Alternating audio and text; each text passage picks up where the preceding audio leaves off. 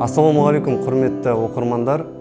Бүгін біз подкастымызда діни конфессиялар арасындағы толеранттылық тақырыбында сөз қозғайтын боламыз.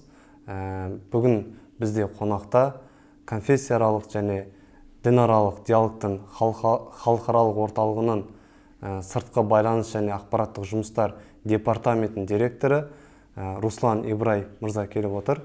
Бүгінгі подкастымыз пайдалы және болады деген ойдамыз. Енді Руслан мырза, сізге алғашқы сұрақты қоя кетсем, жалпы діни толеранттылық деген ұғымды қалай түсінеміз? Әрі бұл толеранттылықтың бүгінгі таңдағы маңызы қандай? Соған бір тоқталып өтсеңіз. Біріншіден, жалпы толеранттылық ол әрдайым маңызды. Қандай қоғамда болсын. Өйткені қоғамның дамуы, оның тұрақтылығы, оның ішіндегі келісім, ол әрбір қоғамда алға қарай жетелейтін, дамытатын үрдістер барлығы. Өзі жалпы толеранттылық түсінігін алатын болсақ, біз енді ол қазақ тілінде төзімділік деп аударамыз, төзімділік деп қолданамыз. Бұл дегеніміз басқаша ойдағы, басқаша ұстанымдағы, басқаша көзқарастағы адамдарды қабылдай білу, оларды түсіне білу деп айтсақ болады. Жалпы толеранттылық бұл әрдайым әрбір қоғамның бір айтылып кеткендей дамуындағы маңызды бір көрсеткіштердің бірі. Бүгінгі мынау еліміздің соңғы осы 30 жылда тәуелсіздік алғаннан кейінгі дамуы, алға қарай ілгерілеуі, осы тікелей осы Қазақстан қоғамындағы осы бір толеранттылық мәдениетімен тікелей байланысты. Діни толеранттылық бұл енді төзімділік дегенді білдіреді деп отырсыз, яғни енді мынанда қоса кетуге болады шығар. Тек қана төзіп қана қоймай, яғни өзгенің жаңағыдай діни ұстанымына, көзқарасына бір құрметпен, сыйластықпен жаңағыдай қарай алу деп айта аламыз. Ол сонымен қоса ол қабылдай білу да ғой ол жерде. Біз көп жағдайда төзімділік деген кезде бұл қазақ тіліне орныққан бір терминге айналды соңғы кездері. Бір кісілер мысалға бұны қонақжайлық деп аударады, бірақ қонақжайлықтың түсінігі басқаша кішкене. Қабылдай білу деп те бұны қолданса болады бұл жерде. Бірақ төзу мағынасында емес. Яғни біз көп жағдайда төзу сөзін алған кезде оны бір қандай да болып жатқан жағымсыз үрдістерге төзім мағынасында айтып жатыр, қолданып жатамыз ғой. Ол мағынада емес. Яғни ол көзқарастарды, ұстанымдарды қабылдай білу және соны ұстанымдарды осы қоғамның мынау бар екені, қоғамның ішінде болып жатқан бір үрдістер, процестердің ішінде мынау дамуға қолдана білу ғой. Рахмет, жақсы айтып кеттіңіз. Енді мынау қазір байқасақ, әлеуметтік желіде жаңағыдай TikTok-ты алып қарасақ та, Facebook-ты алып қарасақ та, Instagram әлеуметтік желіні алып қарасақ та, дін тақырыбында жалпы өте көп жаңағы мәселелер қозғалып жатады. Соның бірі әркім енді діни талас-тартысқа түсіп жататын азаматтар бар.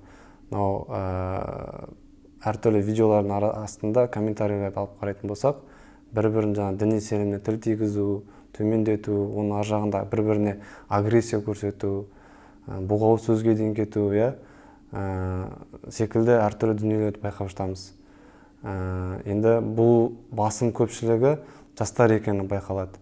Бұдан бөлек енді мұсылман мен атеист болып, мұсылман мен тәңірші болып, тағы басқа болып деген секілді әртүрлі дискуссияларға, дебаттарға түсіп жататын жаңағы материалдарды көріп жатамыз. Осы тұрғыда жастарға не айтар едіңіз? Жаңағыдай әрине біз зайырлы мемлекет болғаннан кейін әркімде таңдау құқығы бар ғой. Ол мұсылман бола ма, атеист бола ма, агностик бола ма, христиан бола ма, тәңірші бола ма деген секілді. Дегенмен дәл сол сияқты өзгенің де сеніміне құрметпен қарай алу қажет қой жалпы. Енді бұл жерде жалпы қоғамның өзі күрделі құрылым. Оның ішінде әртүрлі күштер болады. Мысалға бір күшті алатын болсақ, бұл ішке тарту, бауырмашылдық бен жаңағы осы қабылдай білумен байланысты. Екіншісі сыртқа итеру деген екі үрдіс болады. Енді көп жағдайда біз бұндай сыртқа итеру деген көзқарасты қарайтын болсақ, өкініштісі бұл исламдық ағымдардың ішінде дәстүрлі емес ағымдардың тарапынан көреміз көп жағдайда. Яғни бұларда бұндай үрдіс байқаланады. Яғни қандай да бір мәселе туындаған кезде бірден кінәлау, бірден айыптау, бірден қандай да бір мынау этикеткалар деп айтамыз ғой, соларды отырғызу, міне сен осындайсың, сендер осындайсыңдар деген жаңағы көзқарастарға шектен шығуға бейім көп жағдайда. Ал жалпы Қазақстанның өзі конфессиялық жалпы сипатын алатын болсақ, немесе бейнесін алатын болсақ, конфессиялардың ішінде қақтығыс жоқ деп айтсақ болады бізде, Қазақстанда. Яғни бұл біздің мемлекеттің осындай бір артықшылығы. Екінші жағынан, көп жағдайда мынау жастардың ішінде өзіңіз жақсы байқап отырсыз, бұл әлеуметтану ғылымы тұрғысынан да қарасақ болады. Жастардың бұндай мынау қиыр көзқарастарға бейім екенін байқауға болады. Яғни бір шектен екінші шекке қарай қозғалып кету деген секілді. Яғни не қатты қабылдау, немесе тіпті шектен шығып алыстату өздерінен деген секілді. Бұл жастардың ортасында байқалынады. Енді мынау әлемдік және дәстүрлі діндер лидерлері сезін тұрғысынан айтатын болсақ, бұл мәселені бізде осы соңғы жылда 2024 жылы басталған жақсы бір үрдіс бар. Бұл жас діни лидерлердің форумы өткізіліп жатыр сезін аясында. Осы кезде біз әрдайым аға буынның мынау толеранттылыққа деген, мынау бейбітшілікке, диалогқа деген ұстанымын осы ерекше екенін байқадық. Осы үрдісті жастарды тәрбиелеуде, жастарға бір насихат жасауда, қолдану мақсатында осы жас діни лидерлер форумы өткізіліп келе жатыр 2024 жылдан бастап. Бірінші бастамасы болды. Биыл бұйырса екінші жас діни лидерлер форумы өткізілейін деп жатыр. Осы секілді мынандай платформаларды қолдану арқылы осы бір-біріне деген төзімділік, бір-бірін қабылдай білу деген терең мағыналы қасиеттерді осы ұрпақтарға жалғастыра білу керек. Осындай бастаманы Қазақстан көтеріп жатыр. Соңғы міне 2 жыл өткізіліп келе жатыр десек болады. Рахмет. Жаңа енді өзіңіз бір сөзіңізді айтып қалдыңыз ғой. Конфессия аралық бір-бірін жаңағы түсініспеушілік, қақтығыс деген жоқ деп. Жалпы осы елімізде мынау конфессия аралық қарым-қатынасты нығайту мақсатында қандай шаралар жүзеге асып жатыр, соған тоқталып кете аласыз ба? Бұдан бөлек енді біз елімізде 18 конфессия бар, 3000-нан астам діни бірлестіктер бар. Бұл бағытта жалпы даму қалай жүріп жатыр, ерекшелік қандай елімізде, соған бір тоқталып кете аласыз ба? Бүгін Қазақстанда жұмыс істеп жатқан конфессиялардың ортасында бір достық, бір-бірін қабылдай білу, диалог қалыптасқан қуана айтсақ болады. Бұл осы тәуелсіздік алған, Қазақстан алғаш тәуелсіздік алған жылдарынан бүгінгі күнге дейін жалғасып келе жатқан дәстүрге айналды. Жалпы айтатын болсақ, біздің Қазақстанда конфессиялардың діни ағымдардың деп айтайық, бір-бірінің ортасындағы достықты ол тікелей жаңағы саяси басшылықтың тарапынан жақсы жүргізіліп жатқан саясаттармен байланыстыруға болады. Өйткені мынандай мысал келтірейік. Адамдар бір-бірін таныған кезде, адамдар бір-бірлеріне жақсы қарым-қатынас орнаған кезде, көп жағдайда ол жерде диалог пен достық қалыптасады. Қазақстанның ерекше моделі ол бір дөңгелек үстелдің барысында осы конфессияларды жинау және де өзекті мәселелерге үн қосуға, диалогқа шақыру. Біз жаңағы әлемдік және дәстүрлі діндер лидерлерінің сезін айтамыз ғой. Онымен қоса мемлекеттің ішінде де осыған байланысты іс-шаралар өткізіледі. Жалпы Қазақстанның бірлік күнін алатын болсақ, рухани келісім күнін алатын болсақ, осы іс-шаралар өткізілген кезде дөңгелек үстелдер, ірі конференциялар өткізіп жатады. Барлық Қазақстандағы конфессия өкілдері, ол конфессиялардың жетекшілері әрдайым бір үстелдің үстінде жиналынып, осындай өзекті мәселелерді талқылап жатады. Сонымен қоса мынау Таза Қазақстан акциясының барысында біз бірнеше рет осы конфессиялардың осы бір акцияларға қатысып, қайырымдылық акцияларына қатысып, әрдайым бір ортада жүргенін байқадық. Қандай да бір мынау қоғамда мазалайтын мәселелер болсын, әрдайым барлық конфессияның бір дөңгелек үстелде жиналып, әрдайым бір достық қарым-қатынаста екенін байқасақ болады. Енді бұл жаңағы жоғарыда аталып өткендей дөңгелек үстелдердің барысында, конференциялардың барысында, акциялардың барысында осы көрініс табады. Енді бұндай алаңдар ол тек қана бір қандай да бір өзекті мәселелерді шешуге бағытталған кездесулер болмауы мүмкін. Сонымен қоса ол әрдайым көп жағдайда бір-бірін тануға бағытталады. Мынау өздерінің діни ілім тұрғысынан, діни сенімі тұрғысынан осы мәселелерге деген көзқарасты көрсеткен кезде көп жағдайда әртүрлі конфессиялар мен дін өкілдері ұстанымдары, рухани тұрғыдағы көзқарастары ортақ екенін, бірдей екенін көрсетеді.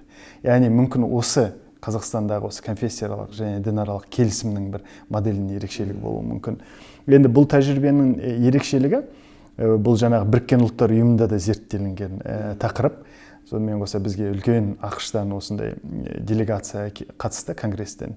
Сол кезде осы кісілер осы мәселеге тікелей тоқталынды. Сонда айтты, Қазақстан моделін біз өзімізде де қолданып жатырмыз. Қазір мәселе бар жерлерде сол мәселенің төңірегінде түрлі конфессияларды бір ортаға жинап, осы мәселелерді талқылауға кірістік біз деп. Яғни бұл ерекше модельді қолдандық деп. Қазақстанның ерекшелігі де осы келісім. Керемет, рахмет. Жақсы, жалпы тоқталып өттіңіз. Қазақстандағы конфессияаралық қарым-қатынасты нығайтуда әрине бірінші кезекте жаңа өзіңіз айтқандай мемлекеттің саяси биліктің ықпалы өте зор. Жалпы барлығын осы бір жаңа столдың басына жинап, бір идеяның, бір мүдде, бір мақсаттың жолында жаңағыдай жұмыс жасап жатыр. Бұл біріншіден әрине бұл мемлекеттегі бірлік, татулық, тыныштық бір кепілі ретінде бұны да айта аламыз. Себебі тәуелсіздік алған жылдарда кезіндегі Американың басқан кезде, Американың президентінің кеңесшісі болды, Бреженский, жазбасам. Сол кісінің жаңа үлкен шахмат тақтасы деген кітабында да жазады. Қазақстан екінші Ауғанстанға айналуы мүмкін, жаңағы түрлі конфессия өкілдері тұрады, халық саны аз, жер көлемі үлкен, геополитикалық тұрғыдан алып қарастырып, бірақ осы сол кезде Қазақстан ары қарай тәуелсіз ел болып дамып кетуіне бір күмәнмен қарағандар болды, сыртқы жаңа сарапшылардың тарапынан, басқа тарапынан. Енді ең бірінші 93 жылы мысалы ата заң қабылданса, 92 жылы біздің ең бірінші дін туралы заң қабылданған екен, ата заңнан бұрын былай қарасақ. Яғни бұл саланың күрделі маңызды екенін білдіреді. Бұл жерде біздің жаңа ел болып ары қарай аяқтан тұрып кетуімізге осы діни ахуалдың тұрақты болуы маңызды. Бұл жерде тікелей кімге, жаңа конфессияларға бұның барын ретке келтіріп, бір дұрыс жүйеге қойып, дұрыс жаңағы неге жолға түсіре алу, әрине мемлекеттің үлкен жұмысы деп білеміз. Енді кішкене бұл жерге қоса өтсем мен, Қазақстанның осы конфессиялық және дінаралық келісімдегі моделінің 3 компонентін айтуға болады. 3 қосындысын. Оның біріншісі діни еркіндік.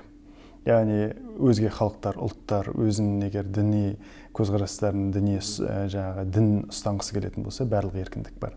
Екіншіден тіл тұрғысынан. Яғни Қазақстан халықтарының ассамблеясы тұрғысынан да осы жұмысты басынан қолға алды. Егер тіл сөйлеуге еркіндік берілген кезде, бұл жерде де қақтығыс болмайтын көрініс берді. Үшіншісі бұл 2 компонент өзі ғана болатын болса жетпейтін еді. Сонымен қоса Қазақстан 90 жылдан кейін экономикалық тұрғыдан үлкен жетістіктерге жетті. Инвестиция тарту, жаңа мынау өндіріс орындарын ашу деген секілді. Халықтың тұрмысы өте жақсарды бұл жылдарда. Бұл жетістік болды. Яғни ол әрдайым бір-бірімен байланыста жүру керек. Осы 3 компонент бір-бірімен байланыста жүрген кезде ол жерде берекет болады, бірлік болады, келісім болады. Жақсы ой айтып кеттіңіз, жалпы. Бұндай ойды мен бірінші естіп отырмын. Бұлар енді анализ қарайтын болсақ, айтып отқан көзқарасыңыз, ойыңыз өте орынды деп санаймын. Енді келесі бір бөлімге ауыспас бұрын, енді осыны қорытындылап кетсем, енді бізде Шәкәрім бабамыздың бір сөзі бар ғой, жаңағы дін адамда бір бауыр қылмақ еді, оны бөліп дұшпандық қару жасар, Інжіл, Құран бәрі айтып тұрса дағы, мағынасынан адасып қара басар дейді. Яғни ешқандай дін жалпы біреудің діни сенімін қорлауға, біреуді нәсіліне, тіліне, дініне, жаңағыдай ұлтына қарап төмен түсіруге оған жол бермейді. Жалпы бірінші кезде адамға адам ретінде қарауға, құрметпен қарауға, сыйлауға, көзқарасына қарамастан шақырады. Ол кез келген діннің концепциясында бар дүние деп айта аламыз. Енді қазір жастарға бағана енді айтуды ұмытып кеттім, соны бір тоқтала салайын. Бізде жаңа әкімшілік құқық бұзушылық туралы кодекс бар, соның 453 бабына сәйкес, мысалы адам дініне алауыздық қоздыратын болса, ол өмірде болсын, жұмыста, көшеде, әлеуметтік желіде біреуге тіл тигізіп, діни сеніміне қорлап бағана айтқандай, онда егер барып шағымданатын болса, онда оған кәдімгідей штраф салынады, әкімшілік жауапкершілікке тартылады. Осыны құрметті оқырмандар біле жүрсеңіздер. Енді Руслан мырза, енді сіз қазіргі таңда конфессияаралық және дінаралық диалогтың халықаралық орталығында бірнеше жылдан бері жұмыс істеп келе жатсыз. Осы съезд бар, ең негізгі осы орталықтың айналысатын жұмыстарының бағыттарының бірі әлемдік діни лидерлер көшбасшыларының съезі деп айтсақ болады. Осы съезге қатысты менде бірнеше сұрақ болып отыр. Жалпы осы ұйымдастыру жұмыстарына тікелей атсалысып жатсыз, ақпараттық жұмыстарына, соның бел ортасында жүрсіз. Енді жалпы осы жалпы алғанда 2003 жылдан бастап келе жатыр ғой, жазбасам съезд. Алғаш съезді өткізу идеясы 2001 жылы көтерілді. Айтатын болсақ, сол кезеңнен бері қарай ма? Шатаспасам, Рим папасымен кездесуден кейін. Әрине, Қазақстанда іссапары барысында алғаш көтерілген бұл бастама болды. Енді осы уақытқа өтіп келе жатыр ғой. Жалпы осы съездің жалпылама алған кезде оның мақсаты қандай, мәнісі қандай? Не үшін біз 3 жыл сайын өткізіп келе жатырық? Қоғамға беретін пайдасы, өзектілігі, жалпы соған бір тоқталып кетсеңіз. Жалпы бұл съездің өткізу идеясы сол 21 ғасырдың басында көтерілген деп айтсақ болады. Бұл жаңа ғасырдың бір хабаршысы болды. Осы Бржезинскийді айтып жатырмыз, Хантингтонды айтып жатырмыз. 20 ғасырдың соңы көптеген қақтығыстармен, көптеген келіспеушіліктермен көрініс тапты. Осы мәселелердің барлығын бір ортақ талқылайтын алаңға деген қажеттілік туындады. Өйткені біз өркениеттер қақтығысы деп айтқан кезде 20 ғасырдың соңы, 21 ғасырдың басында ортаға шыққан ең үлкен қақтығыс бұл Нью-Йорктағы 11 қыркүйектегі 2001 жылғы террорлық актісінде бұл діндердің ортасындағы қақтығысқа ұласып кетуі мүмкін екенін көрсетті жалпы. Енді осындай жағдайда діндерді бір диалог алаңында, бір алаңда жинау қажеттілігі туындады. Осы бастаманы алғаш болып Қазақстан қолға алды. Әлемде ол кезде ондай бір үлкен дәрежедегі бастама болған жоқ. Енді съездің ерекшелігі де сол, бұл алаң тек қана дін лидерлерін ғана жинайтын алаң емес. Біз көп жағдайда білместікке түсіп жатамыз. Бұл жерде ірі саяси қайраткерлер, ірі дипломаттар, халықаралық ұйымдардың жетекшілері де келіп жатады. Дәл сол секілді мынау өркениеттер альянсы біріккен ұлттар ұйымына қарасты, осы мынау Евроодақтағы ірі халықаралық ұйымдарды айтатын болсақ, осылардың барлығы да біздің съездің тікелей қатысушылары. Сонда съездің де ерекшелігі енді әрдайым дипломатия деп бар дейміз, саяси мәселелер ортада талқыланып жатады. Сонымен қоса съездің ерекшелігі оның рухани ішкі құрылымын толықтыру көп жағдайда. Өйткені дін лидерлері, ерушілері миллиардтан аса ерушілер бар, дін лидерлері келіп жатады. Мысалға біздің съезге папаның қатысуы, Иоанн Павелдан бастап папа Франциск 7-ші съезге қатысуы, Аттеевтің қатысуы, осы лидерлердің беделін қолдану арқылы әлемдегі қақтығыстарды, келіспеушіліктерді жою, яғни оны басталып келе жатқанда қолға алуды осы съезде көп жағдайда жүзеге асырылып жатады. Өйткені съезд барысында айтылған әрбір дін лидерлерінің сөзі, олардың бастамасы әлемге жайылады. Съездің қорытынды құжаттары, оның декларациялары, үндеулерінің барлығы біріккен ұлттар ұйымында тіркеледі. Яғни бұл лидерлердің бастамасымен көтерілген осы игі жақсы сөздер, жақсы бастамалар, ұстанымдар, ұсынымдар, барлығы ең үлкен дәрежеде қаралады деп айтсақ болады. Ерекшелігі де осы. Енді міне съезд 20 жылдан аса уақыт өткізіліп келе жатыр. Міне 2003 жылы бірінші съез өткізілді. Міне бұйырса 2025 жылы 17-18 қарашада 8-ші съез өткізілгелі отыр. Осыдан бұрынғы өткен 7 съезді қарайтын болсақ, ең алғашқы съезге әлемнің 13 мемлекетінен 18 ғана делегация қатысқан болатын. Соңғы съезге әлемнің 50-ден аса елінен 110-дай делегация қатысты. Яғни съез өзінің өміршең екенін, әлемге қажет екенін көрсетті. Осы съездің қорытындысында, 7-ші съездің қорытындысында нақты көрінді. Съездің барлық жұмысы, бастамасы игі, жақсы бағытта екені, бұл ары қарай жалғасу қажет екені.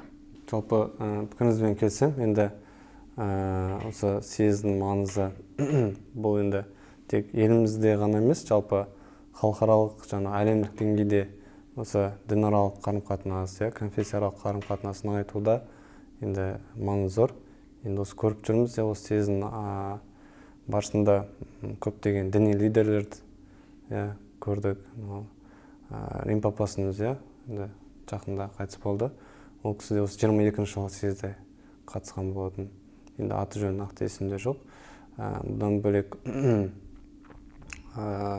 әртүрлі әр діндердің енді өзінің лидерлері келіп қатысып жатыр, көріп жатыр. Олардың жаңағыдай баяндамаларын, үндеулерін елімізде Астананың төрінде айтып жатыр. Барлық үндеуге үлкен жетістік деп білемін. Себебі енді осы діндердің қаншама ұстанушылары бар, ал белгілі бір деңгейде осы жалпы адамзатты десек болады, осы Астананың төрінде отырып, жаңағыдай бірлікке, татулыққа, қоршаған ортаны қорғауға деген секілді әлемдік деңгейдегі үлкен мәселелерді қозғап, соған үндеп жатыр, шақырып жатыр. Бұл енді біздің бұдан бөлек Қазақстанның енді сыртқы жаңағы имиджіне де оң әсерін береді деген ойдамын. Енді осы мына съездің барысында, 7-ші съездің барысында Рим папасы Францисктің баяндамасын қарайтын болсаңыз, үндеуін қарайтын болсаңыз, Абайдың философиясына тікелей жаңағы сілтемелер жасалынды. Абайдың философиясын терең меңгергенін, яғни соның ішіндегі адамгершілік бастамалардың барлығына үндесіп жатқанын байқауға болады. Ол кісінің осы баяндамасы бүкіл әлемдегі католиктерге тарады. Бүгін миллиардтан аса католик бар дейтін болсақ, әрбір папаның сөзі, әрбір үндеуі осы әлемдегі католиктерге таралып отыратын байқауға болады. Енді осы жерде Қазақстанның танылуы, осы жерде Абай философиясының сөз етілуі, ол Қазақстанның тек қана имидж емес, сонымен қоса бір бүгінгі таңда Астананың өзін алатын болсақ, рухани дипломатияның бір орталығы болғанын көрсетеді.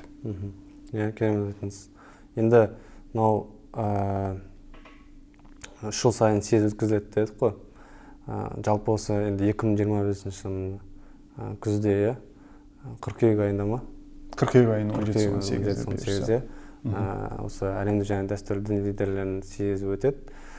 Осы съездің алда келе жатқан бұған дейінгі съездерден ерекшелігі қандай? Жалпы егер құпия болмаса, қандай мәселелер, қандай тақырыптар көтеруді жоспарлап отырсыздар деген секілді осыған тоқталып кетсеңіз. 2022 жылы 7-ші съез сәтті өткен кезде, осы съездің барысында әлемдік және дәстүрлі діндер лидерлерінің 2023 және 2030 жылдарға арналған даму тұжырымдамасы қабылданған болатын. Осы бүгінгі күнге дейін қарайтын болсақ, съездің өзінде бірнеше институт жұмыс істеп келе жатыр. Ол жыл сайын өтетін съездің хатшылығы, 22 хатшылық өтті бүгінгі таңға дейін. Сонымен қоса хатшылықтың жұмыс тобы. Бұл жұмыс тобы 10-12 адамдық жаңағы құжатты дайындайтын, бұл кәдімгідей бір институт деп айтсақ болады. Сонымен қоса жаңағы хатшылығының өзі жылда кем деген кезде 40 елден 70-80 делегация жинап отырады. Яғни бұл тікелей съезге дайындық барысындағы институттар. Дәл сол секілді осы қабылданған тұжырымдамада 2-3 негізгі бастама көтерілді. Ол съездің ізгі ниет елшілері жеке институт ретінде енгізілді. Екіншісі аға буын мен жас буынды бір-біріне ұштастыру, оларды бір жаңағы үстел басында жинау мақсатында жас дін лидерлері форумын өткізу бастамасын президентіміз тапсырған болатын. Осы екі бастама жалпы осы 2024 жылы бірінші рет өткізілді. Биыл осы үлкен деңгейде екінші рет қайтадан өткізілейін деп жатыр. Биыл Жастың лидерлер форумының екінші форум өткізіледі. Және сонымен қоса осы ізгі ниет елшілері өзінің жұмысын ары қарай жалғастырады. Бұйырса жаңа ізгі ниет елшілері тағайындалады биыл. Бұл кісілердің биылғы ерекшелігі съездің алдыңғы жылы тағайындалған ізгі ниет елшілері съездің идеясын әлемге жайды бір жыл бойына. Биыл ол жұмысты ары қарай жалғастырады. Одан кейін әлемнен жас лидерлер жиналғалы отыр. Ауқымы алдыңғы жылдан әрине артып келе жатыр. Өйткені өте үлкен қызығушылық болды. Алдыңғы жыл бірінші рет өткізілген осы жас лидерлер форумы үлкен қолдауға ие болды. Сондай-ақ биылғы жаңа бір ерекшелік, екі жаңа отырыс өткізілмек съездің аясында. Бұл Өркениеттер альянсы, Біріккен ұлттар ұйымының Өркениеттер альянсымен бір отырыс өткізілмек, бір секция. Сонымен қоса сарапшылар кеңесі деген жаңа отырыс өткізілмек. Мысалға съезде біз әрдайым жоғарыда да айтып өткендей, дипломаттар, саяси қайраткерлер, саяси лидерлер, мысалға діни лидерлер барлығын жинайтын алаң. Сонымен қоса биылдан бастап бұл жерге әлемнен ірі ғалымдар да атсалысып, олар да қатысқалы отыр. Бұл үлкен зерттеулерді, үлкен ғалымдардың көзқарастарында осы бір съезбен ұштасатынын көрсетіп отыр. Бұл съездің үлкен деңгейдегі бір бастамасы болып отыр. Жақсы. Енді осы өзінде қатысқан болатын, жас діни лидерлер съезін көрдік. Жалпы ол кезде де енді сол дін өкілдерінің, жас лидерлерінің жаңағы баяндамаларын, үндеулерін тыңдадық. Жалпы бүгінгі енді жастардың көзқарасы басқаша әрине. Олар жаңағы тың идеяларға толы болады, жаңашылдық әкелуге тырысады. Жаңағыдай көптеген күрделі өзекті мәселелерге олар шешу жолдарын басқаша көреді, басқа қырынан көреді. Аға бұл мүмкін оларды сәл түсінігі, құндылықтары сәл басқа болуы мүмкін. Енді әрине барын діни сенім бір ғой, бірақ дегенмен енді жас болғаннан кейін бір ерекшеліктер байқалады. Енді сол себепті де мен ойлаймын, бұл осы жаңа бастаманың маңызы өте зор. Өйткені қазіргі әлемде өте жылдам дамып жатыр дейміз, ақпарат заманы дейміз, мәселелердің шешімдеріне басқаша қарау қажет. Бұл өте маңызды. Өйткені екі ұрпақ қой, көрдіңіз, бұл жерде аға буын, бұл дәстүрлі құндылықтарды, бұл бейбітшіліктің, диалогтың құндылығын білетін ұрпақ. Ол 70-ші жылға дейінгі дәстүрлі қоғам. Сонымен қоса мынау 2000-ші жылдардан кейінгі технологиялық революцияның кезінде, технологиялық өзгерістердің кезінде, былай айтқан кезде смартфонмен туған қоғам.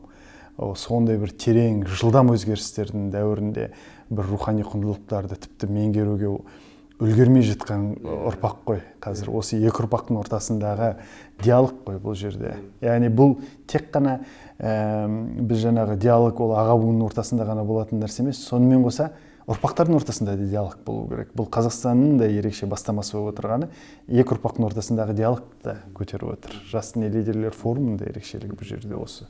Енді бір соңғы сұрағымды қоя кетсем, енді әрине бағанадан бері біз осы діни толеранттылық туралы айтып жатырық, жаңа конфессияаралық қарым-қатынасқа тоқталдық, жалпы съезге тоқталдық. Енді жалпы кез келген дін біреуге қиянат жасауға немесе біреудің сенім қорлауға бағана айтқанда шақырмайды.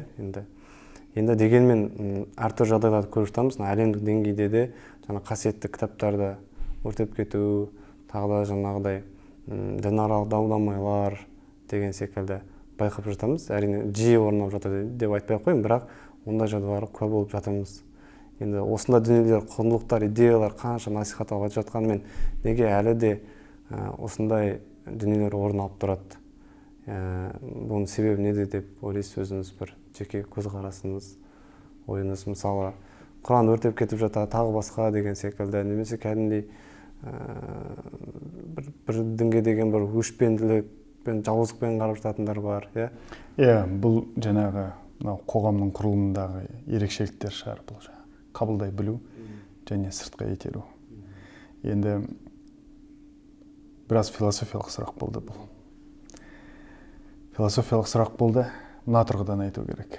Терең руханияттың, адамгершіліктің, адамсүйгіштіктің, төзімділіктің ерекшелігі деген бұл нәрселердің барлығын осы диалог келісім арқылы шешу деген нәрсе. Менің Құранымды өртеді, менің Библиямды өртеді деп келесі күні барып бір топ қару қолданатын болса, ол одан сайын өшпенділікті тудыртады. Өшпенділік әрдайым өшпенділікті тудыртады. Сондықтан бұл жерде біздің президентіміз де Біріккен ұлттар ұйымының сессиясында болған сөзінде осы мәселені көтерді. Қасиетті кітаптарға деген құрмет, ол ең үлкен құрмет, ең үлкені. Біз бұны әрдайым ұстануымыз керек. Бір кісі қасиетті кітапты өртеді деп оған қарсы жаугершілік, жауыздық, ол жаңа бір жауыздықтың себебі болуы мүмкін. Мынау дін лидерлерінің осындай алаңдарда отырып үндеу жасауы, бұл сол жаңағы дипломатияның, рухани дипломатияның бір жақсы бір көрінісі. Әрбір діннің өзегін қарайтын болсақ, мейірімділік арқылы, өзіңе баурау арқылы, өзіңе тарту арқылы осы нәрселерді тоқтата білу. Сезім де ерекшелігі сол. Біздің дін лидерлерінің де істеп жатқан осы бастамасы осы деп ойлаймын. Бұл философиялық сұраққа енді философиялық тұрғыдан жауап болды. Бірақ тек қана шешімі осы секілді. Ал бұл мәселені жүзеге асыруда әлемдік және дәстүрлі діндер лидерлерінің атқарып жатқан жұмысы өте жоғары деңгейде. Өйткені әрбір бастамасы міне біздің президентіміз арқылы Біріккен ұлттар ұйымының трибунасына дейін жетіп жатыр. Рахмет. Енді бүгінгі подкастымызды қорытындылайтын болсақ, жалпы енді Абай атамыздың сөзімен қорытындылауға болады деп ойлаймын. Бір ғана сөз, ол адамзаттың бәрін сүй, бауырын деп, яғни дініне, нәсіліне, тегіне, ұлтына қарамастан барлық адамға бірдей қарай алуымыз қажет. Яғни дін дегеніміз бұл қатыгездік емес, дін деген агрессия емес, бұл экстремизм, терроризм емес. Бірінші кезекте дін бұл сүйіспеншілік, махаббат, ғашықтық деп айта аламыз. Жалпы бүгін енді өте бір пайдалы сұхбат болды деп санаймын. Өзіме де жаңағыдай көптеген тың ақпараттарды, ойларды, идеяларды алдым өзіңізден. Енді осы конфессияаралық келісімді сақтау бағытында жасап жатқан жұмыстарыңыз берекелі, нәтижелі болсын. Тек сәттілік тілейміз. Осы шақыртуыңызды алып келгеніңізге көптен көп рахмет. Құрметті тыңдармандар, көрермендер, сіздермен қоштаспаймыз. Алдағы уақытта да осы дін тақырыбындағы өзекті мәселелерге подкасттарымыз, шығарылымдарымыз шығатын болады. Бізбен бірге болыңыздар. Каналымызға тіркеліп, лайк, комментарий қалдыруды ұмытпаңыздар.